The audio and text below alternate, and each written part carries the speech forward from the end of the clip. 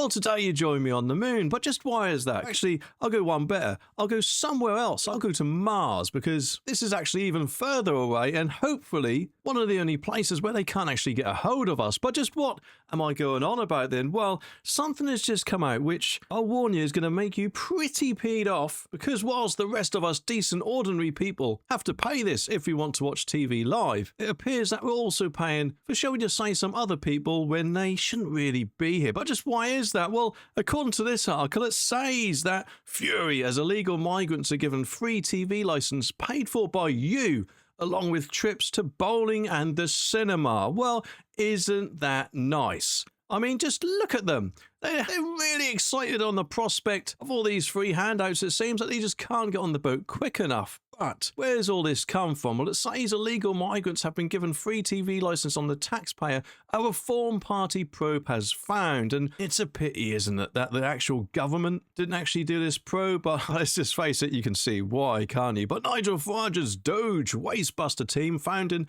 2022 at least £1,000 was spent by Kent County Council. I can think of a different replacement word which sounds similar, but on paying for small boat arrivals telecharge. But, you know, that's not it. Of course, they've also been taken trampolining, bowling, and to the cinema, as I was saying earlier, according to the party's audit of the town hall they now control. They believe the jollies, alongside spending at JD Sports and PC World, have cost the taxpayer £24,000 in cash. Now, let's just go to the pub to discuss this. I don't know about you, but I'm pretty sure that that money could have been spent on better things. I mean, perhaps a pint in a decent pub, maybe. As an apology, perhaps, for all their UK constituents who, let's just say, feel that they've taken a pee ever so slightly. And let's just face it, this is surely only going to strengthen Tim Davies' argument that the BBC presumably should just keep being funded by the taxpayer, which should no longer be the case in this day and age of streaming, eh? But of course, you know, that's not it. It's probably the tip of the iceberg, because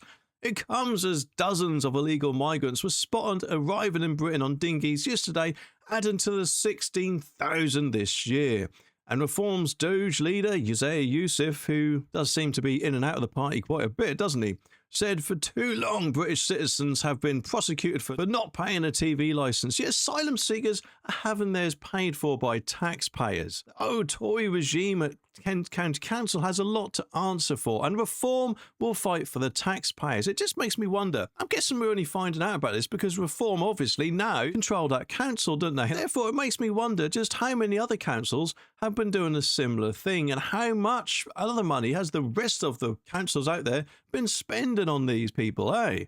But hopefully now that they do control this council, Reform will just say, no, sorry to them and actually make them cough up for it instead, because I think this is absolutely disgraceful. But what have they all said about it? Let's see if we can find out. Well, unfortunately, it doesn't actually say with that, but it does say the findings risk angering voters as local authorities prepare to raise council tax again, and town halls are set to hike rates by the maximum 5% to meet Keir Starmer's plan for more police funding. And yesterday, the Prime Minister passed the buck. In my opinion, that's kind of all he has been doing ever since he came to power back in that dreaded day in July last year. But who's he blaming this time? Well, he's blaming any rises that are to be introduced on town halls rather than his decisions. Well, there's no surprise there, is there? But he says council tax rises are obviously for councils to decide, not me. Oh, it doesn't actually say that, but you get the idea. Year on year, which is what they all do. The Institute of Fiscal Studies has been warned that the council tax is set to rise at the fastest rate for 2 decades. It's absolutely unbelievable, isn't it? And hopefully this whole mess will end once Reform hopefully might come into power at the next election in 2029, although there is a while to wait. But what do you all think? Let me know down in the comments, and make sure you click that subscribe button down there so you don't miss my next video.